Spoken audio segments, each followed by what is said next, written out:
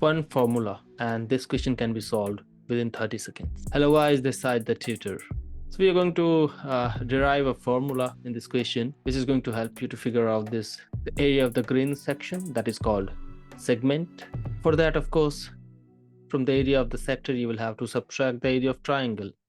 You'll be given the dimensions, like the radius of the circle and the angle theta. But what about the formula?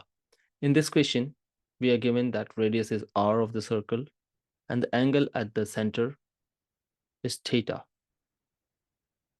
which is making the sector AOB, including the arc. So what we can do to figure out the area of the sector? Area of the sector means this whole region, including the triangle. So formula for the area of the sector, I hope you all know that. That is going to be theta over 360 degree times pi r square. But we are not supposed to figure out area of the sector. That is one part. We are supposed to figure out the area of the segment, that is the green shaded region, is equal to area of sector minus area of triangle. But that's the major part, how you will get the area of triangle. You barely know anything about the triangle except two sides, which says that this is going to be an isosceles triangle. What we are supposed to do is we'll be using some trigonometric ratios to figure out the other dimensions of the triangle and figure out how we can get the area of triangle. We already know area of the sector is theta over 360 pi r square. Out of that, we have to subtract area of triangle. Let's use the trigonometric ratios.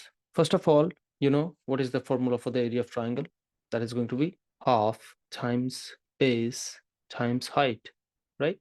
That's why I already have drawn a perpendicular over AB. Let's say that is point which is going to be D. So OD is going to be the height of the triangle and AB is going to be the base. And because this is an isosceles triangle, a perpendicular from the center at D will bisect AB into two equal parts, which means AD is going to be equal to BD. Now look, in triangle AOD, if I'll take sine theta by 2 will give me what? Opposite over hypotenuse. What is opposite? AD over hypotenuse is going to be radius r, right? I can say that AD is going to be r times sine theta over 2. And you know, AD is equal to dB. If AD is equal to dB, so we can say that twice of AD will be equal to AB, which will be base of the triangle.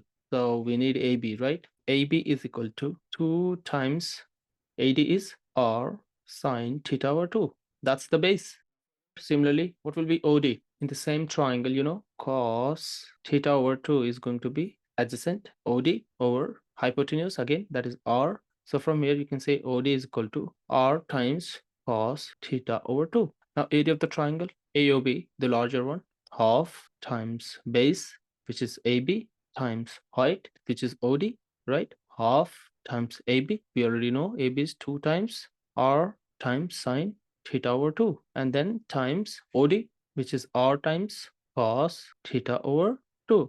2 and 2 got cancelled. Now we have r, and r is going to be r square sine theta over 2 cos theta over 2. Now, if you guys remember this statement here, how to figure out the area of the segment, that is, we have the formula theta over 360 pi r square minus area of the triangle. We already figured out it, which is r square sine theta over 2 cos theta over 2.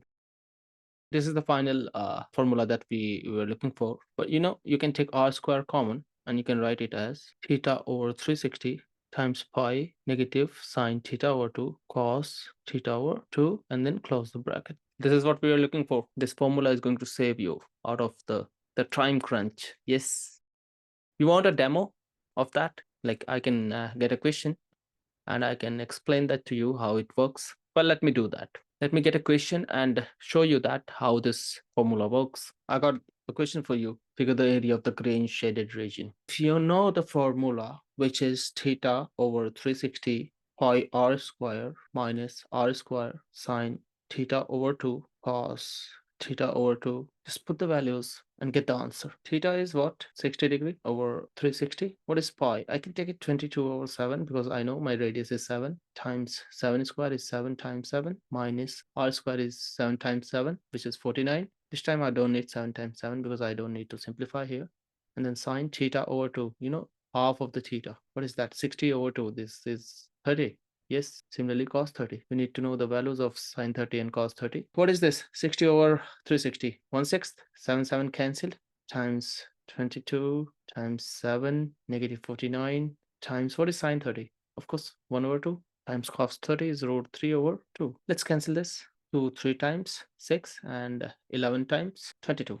Now we have 11 times 7 over 3 negative 49 square root of 3 over 4. You know what? We should make the denominators same. So common denominator can be 12 for both of them. So here let's multiply 4 in the numerator as well as 4 in the denominator. And here I can multiply 3 in the numerator as well as 3 in the denominator. I will end up getting 44 times 7 over 12 minus 49 times square root of 3 times 3. So you can multiply 49 and 3 as a common denominator. 12 44 times 7 is 308 minus 147 square root of 3. You know what? You can solve it further if you want to put the value of the square root of 3. It depends on the question. If it is given to you or you are allowed to use the calculator, you can do that. But I'll leave it here. This is how we were supposed to do this one. So if you want one-on-one sessions, you can contact me. There are lots of links in my YouTube profile. Go there, book your trial session. Thank you for your time. God watch you. Bye-bye.